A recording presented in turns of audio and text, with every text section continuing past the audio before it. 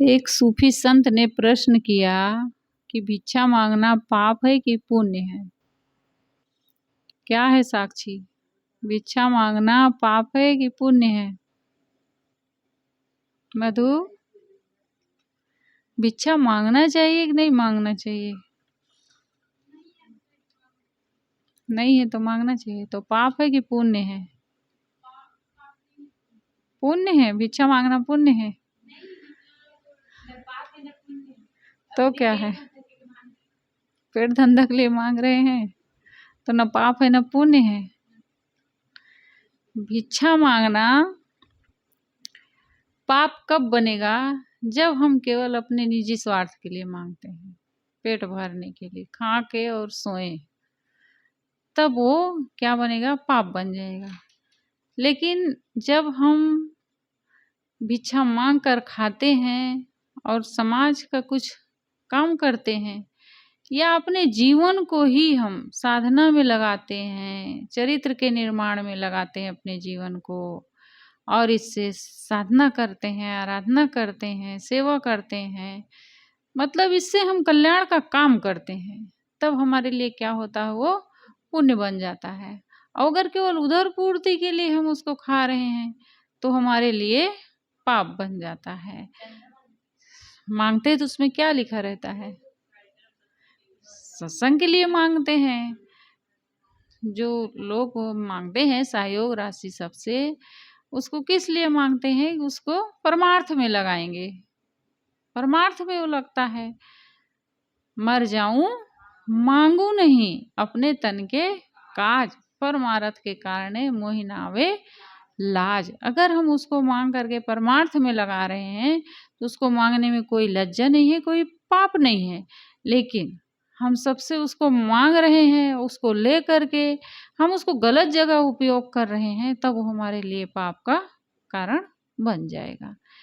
तो अगर हम साधना करते हैं, साधना के लिए रोटी मांग रहे हैं, तो ये पुण्य है। और केवल खा करके आराम करने के लिए मांग रहे हैं तो हमारे लिए पाप बन जाएगा। ज्ञान आराधना, दर्शन आराधना, विचरित्र आराधना के लिए रोटी मांगना बुरी बात नहीं है। केवल खाने के लिए, उधर पूर्ति के लिए जो रोटी मांगता है वह पाप है। ये मत सोचो साधु का खाना धर्म ही है। साधु का खाना केवल धर्म ही नहीं है कि साधु हैं तो चलो उनको हम खिलाते ही हैं।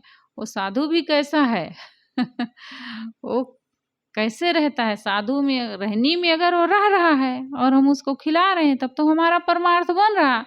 अब वो साधु रहनी में नहीं है और हम उनकी उसकी सेवा में सब कुछ समर्पित कर रहे हैं, तो फिर वो हमारे भी उसमें कोई कल्याण होने वाला उससे नहीं, हमारा धर्म नहीं बन रहा है, परमार्थ नहीं बन रहा है। साधु का खाना पाप भी हो सकता है। यदि साधु संयम के पोषण के लिए आहार करता है तो वह धर्म है। संयम के पोषण के लिए अगर वो खा रहा है तो वो धर्म है। और यदि स्वाद के लिए आहार करता है तो अधर्म है, पाप है। साधु को कभी स्वाद के लिए भोजन नहीं करना चाहिए। किस लिए करना चाहिए? साधना हमारी हो सके। पेट में कहा गया है कबीर भूख कुतिया है, करत भजन में भंग। भूख क्या है? कुतिया है।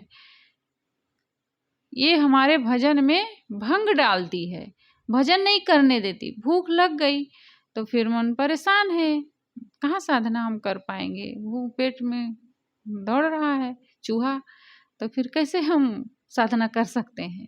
कबीर भूख कुतिया है, करत भजन में भंग। या को टुकड़ा डाल के भजन करो निसंग। इसको कुछ रूखा सूखा पेट में डाल दो और फिर ये शांत हो जाएगा। फिर बढ़िया से भजन करो बैठ करके। ये इसलिए इसको थोड़ा देना जरूरी होता है। लेकिन स्वाद के लिए अगर हम खा रहे हैं, अब आज चटपटा सब्जी नहीं बनी तो फिर हमारा पेट ही नहीं भरा, हमारा खाने का ही मन नहीं है, ये सब्जी हमें पसंद ही नहीं है, ये सब गलत है। साधक के लिए ऐसा नहीं होना चाहिए। जो मिल गया, जितना रुचे पचे उतना हमें खा लेना चाहिए। एक दिन हम कम ही खा लेंगे, लेकिन ये नहीं कहना चाहिए हम इस सब्जी को नहीं खाएंगे, हम इसको कभी खाए नहीं हैं। कभी साधु भी तो नहीं हुए थे, साधु कैसे हो गए? कभी साधु भी तो नहीं हुए थे ना भाई, लेकिन साधु होने आ गए हैं। तो हम ऐसा क्यों गए, हमें सब्जी कभी नहीं खाए थे, इसको हम नहीं खाएंगे, ऐसा नहीं होना चाहिए। थोड़ा से प्रयास करना चाहिए हमें खाने के लिए। चलो आज थोड़ा सा खा के देखते हैं, थोड़ा ही खा लेते हैं और तो कुछ रहेगा ही, ऐसा नहीं होना चाहिए। और नाक वाक नहीं सिकोड़ना चाहिए खाने के समय। तो यदि साधु संयम पोषण के लिए आहार करता है तो धर्म है, और यदि स्वाद के लिए आहार करता है तो अधर्म है और पाप है। क्यों पाप है? क्योंकि जो हमें भक्त सज्जन द्वारा जो मिल रहा है वो हमें क्या मान के दे रहे हैं? भगवान के लिए दान कर रहा हूँ। अब भगवान स्वाद के लिए मर रहे हैं तो फिर कैसे बनेगा? फिर उनका दिया हुआ आहार वो हम उसको फिर गलत हो रहा ना। वो हमें भगवान मान करके दे रहे हैं और भगवान को स्वाद चाहिए। अब चटपटेदार सब्जी खाने के लिए भगवान मर रहे हैं तो फिर कैसे होगा? हैं? कबीर साहब की एक साखी है कि मुड़ मुड़ाया मुक्ति को। मुड़ किस लिए मुड़ाए? मुक्ति के लिए, कल्याण के लिए, साधना करने के लिए, इसलिए मुड़ मुड़ाए। भले अभी नहीं मुड़ा है, बाद में मुड़ जाएगा, लेकिन चले किसके लिए? मुक्ति के लिए, कल्याण के लिए, साधना के लिए। घर छोड़े, त्याग किए, वैराग किए, सबकी निगाह में हम महान बन गए, पूज्य बन गए, पूजा लेने लगे, लोग हमारी चरण धो रहे हैं, पी रहे हैं। कितना महान लक्ष्य हम लेकर निकल पड़े। क्या कह रहे हैं साहब? मुड़ मुड़ाया मुक्ति को, सालन को पछताए। चटपटेदार सब्जी के लिए मन छटपटा रहा है। काश गुपचुप बनता तब खाते अच्छा से, काश कुछ और अच्छी चीजें बनती मसालादार, तब उसको अच्छा से खाए रहते, पेट भर जाता। सालन को पछताए।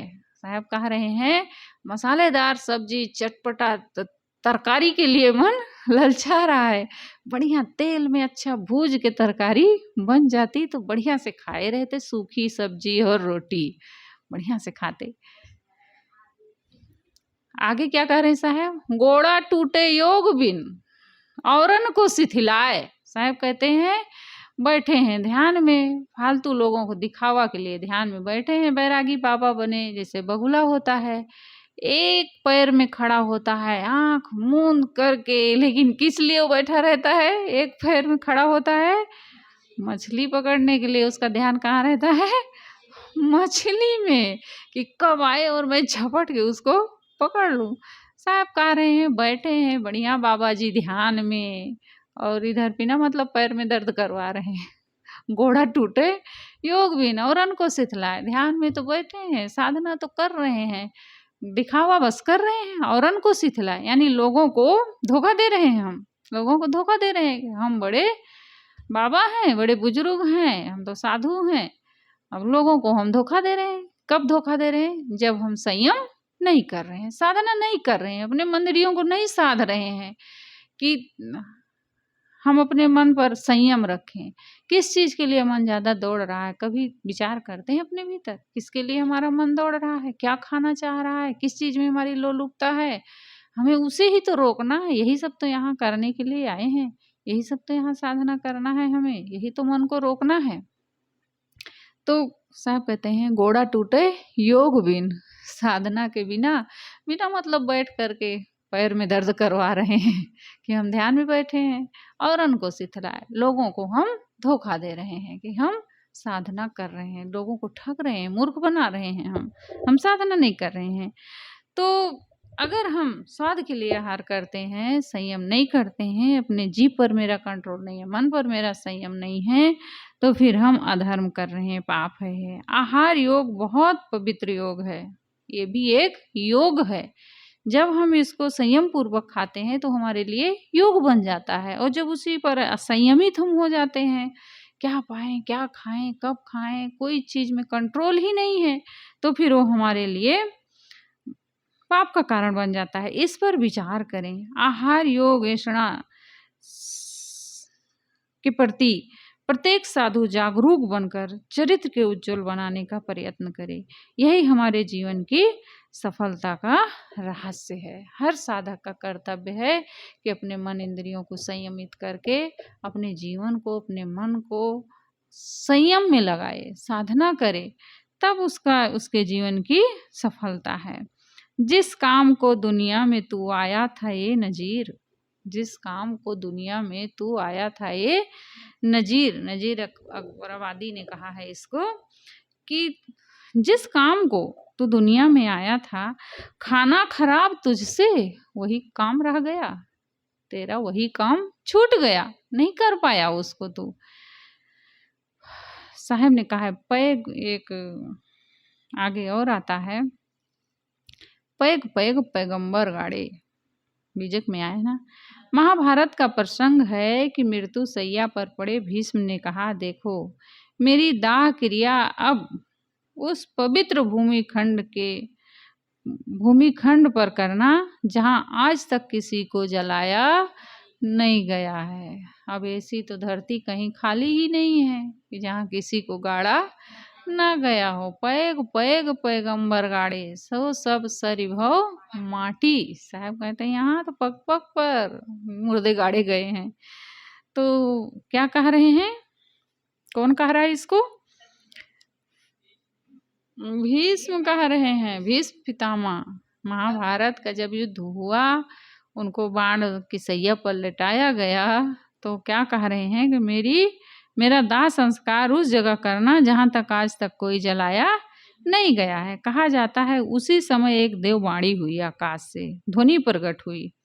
आप कौन से स्थान की बात कर रहे हैं? उसी समय आकाशवाणी हुई कि आप किस स्थान की बात कर रहे हैं कि जहाँ कोई न आज तक जलाया गया हो, दफनाया गया हो।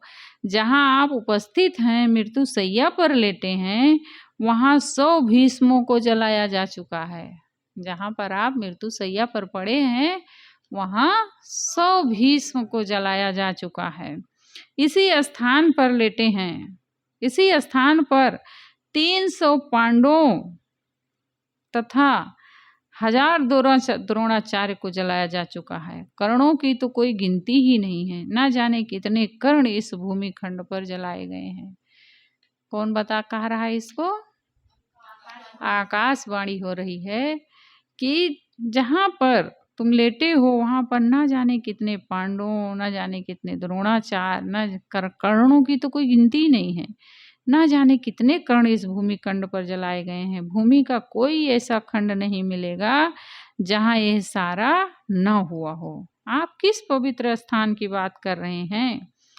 अत्र भीष्म शतम दग्धम पांडवानाम शस्त्रयम द्रोणाचार्य सहस्त्रम तू कर्ण संख्या न विदिते। इतना विराट है हमारा जगत, और उसमें कितना चिरकालीन है जीव का परिभ्रमण, संबंध का ताना बाना। मतलब ये संसार कितना विराट है, और ये जो जीव है ये पता नहीं कब का अनादिकालीन है, कितने दिनों से भ्रमण कर रहा, कितनी बार ये शरीर धारण किया होगा और मरा होगा, दफनाया गया होगा। तो कितने दिनों से जीव परिभ्रमण करते आ रहा है। जैन साहित्य में कहा गया है ऐसा कोई स्थान नहीं है, ऐसी कोई जाति नहीं है, ऐसा कोई कुल नहीं है, ऐसी कोई योनि नहीं है जहाँ कोई जीव अनेक बार या अनंत बार पैदा ना हुआ हो। ऐसी कोई जाति नहीं है, ऐसी कोई योनि नहीं है, ऐसा कोई कुल नहीं है, ऐसी कोई योनि नहीं है जहाँ जीव अनेक बार या अनंत बार न जन्मा हो। पता नहीं कितने दिन से भ्रमण करते आ रहा है। 84 लाख योनि बताई गई है। अब पता नहीं कितनी हो, कोई नहीं कह सकता है, लेकिन कितनी बार ये शरीर धारण किया होगा। कहीं सर्प, बिच्छू, तनधरा, अंडा, जुस्मज, खानियों में जा जरा, पता नहीं कितनी बार ये जन्म धारण किया होगा, और कहाँ कहाँ ये जन्मा होगा, और कितनी बार ये मृत्यु को प्राप्त हुआ होगा, और फिर जन्म मरण के चक्कर में आज तक ये भटकते आ रहा है। आज तक इसको स्थिति नहीं मिली, शांति नहीं मिली।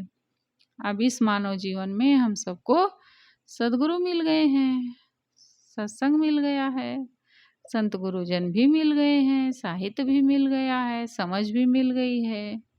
अब इसमें कल्याण का काम शायद कुछ हो सके। है ना मधु? तितिक्षा। हम इस तथ्य को स्वीकार करें, जिस साधक ने आज अध्यात्म के क्षेत्र में प्रवेश किया है उसमें गहरी तितिक्षा नहीं होगी। अध्यात्म के क्षेत्र में जो साधक प्रवेश किया है उसमें गहरी तितिक्षा नहीं होगी, किंतु अभ्यास के द्वारा उस तितिक्षा को बढ़ाया जा सकता है। पहले तो समझना होगा तितिक्षा है क्या। क्या है सिटी? हाँ से तो हिला रहे थे। तितिक्षा का क्या अर्थ होता है भारती? सादिया, तितिक्षा किसे कहते हैं? इतना दिन हो गए साधु बने, बताओ साहब। प्रबल इच्छा तितिक्षा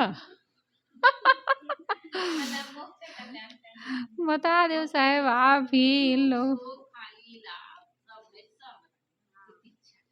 सहन करना, ठंडी गर्मी भूख प्यास है, कोई कुछ डांट डपट दिया, सबको सहना, इन सब को सह लेना तितिक्षा है। सहन करना, भूख लग गई, अब हम एकदम व्याकुल हो गए और छटपटा आए, जल्दी से निकाल के बैठ गए, एकदम परेशान हो गए, जल्दी से खाते हैं हम, चाहे भंडारी हो या ना हो, हम ले लेते हैं, खा लेते हैं।